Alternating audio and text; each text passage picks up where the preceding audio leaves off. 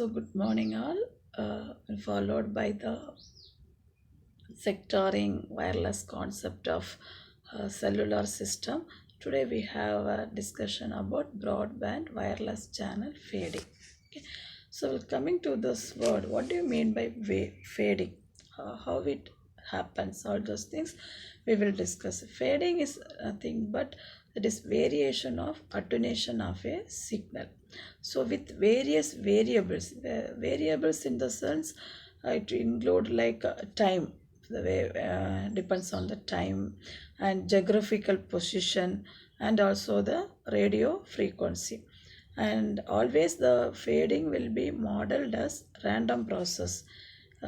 And fading and if you come to the fading in long term evolution, we will think about path loss and shadowing.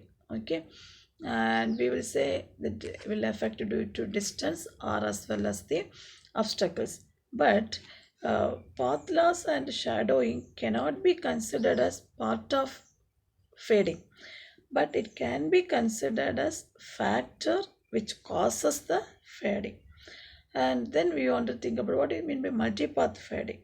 So multipath fading will occur when signals reaches a receiver, okay, via many path. Actually line of sight is also there, line of sight is also there, but the signal reaches to the receiver with many path, and their relative strength and the phases will change for each and every path. That we will call it as multipath fading. Now uh, fading is actually can be happen for short distance and also for the multiple versions. uh, we'll see one by one. This is the this is the diagram. Here we can see two main path is there as well as the another multiple path is also there. Some obstacles are there in between the transmitter and receiver. This diagram will shows the clear effect, that is the phase difference will be changing. So depends upon the changes happened in this diagrammatic, we can say the fading occur is constructive type or a destructive type. So once you see here the previous slide, uh, okay, and also the fading can be in a very different way, slow fading, fast fading and all.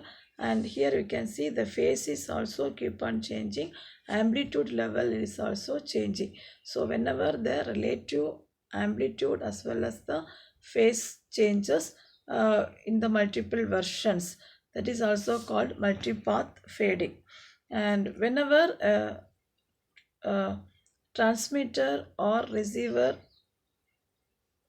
in a mobility, even with the short distance, there we can receive the uh, amplitude changes. Okay, even though the path loss and shadowing effect may not have changed at all. Okay, but the amplitude level can be changed. And also the uh, time varying tap delay line channel model of fading, that is we can tell in such a way that channel response h of t will change. So we will take the channel impulse response that can be represented by h of t comma del t or t comma tau, that will give the um, delay line of channel model. So to calculate all those things, what we wanted to do, the channel response um, using impulse response should be calculated by h of t comma tau. And also here uh, two types of dimensions will be there. One is delay dimension, that is represented by tau, and the time dimension, that is represented by t.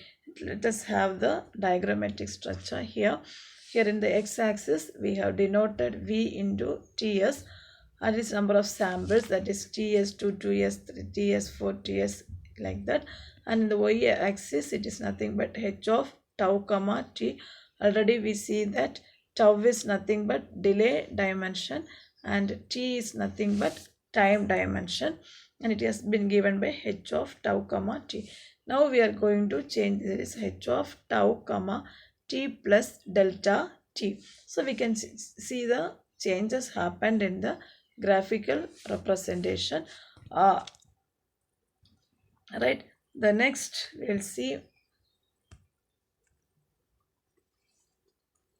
Move to the next slide.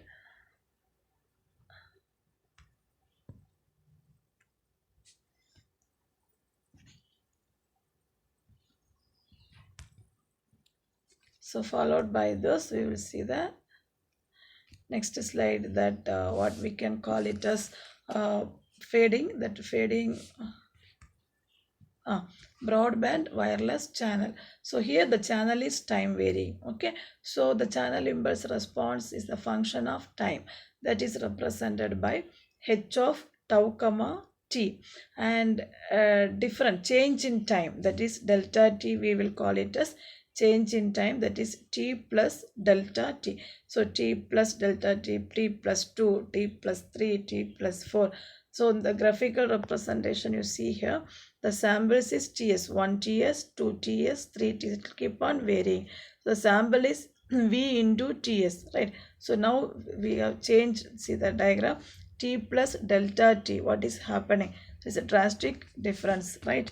So for this diagrammatic, we can give the mathematical explanation into a of the change in delay, that is dimension, time dimension, and delay dimension, delta into tau comma delta into t is equal to e of h into tau 1 comma t1, h complement of tau 2 comma t2. It is change we will put complement, right? So that is this is the thing.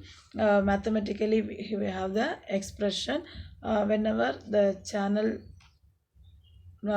estimation we are going to do. So in the by using this graphical representation, we can remember that formula. So followed by that mathematical expression, we'll see about the what is the tau max.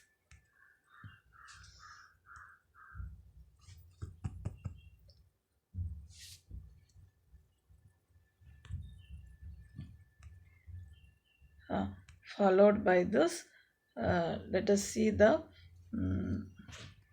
final formula, that is the equation which we have seen in the before slide. We will call it as wide sense.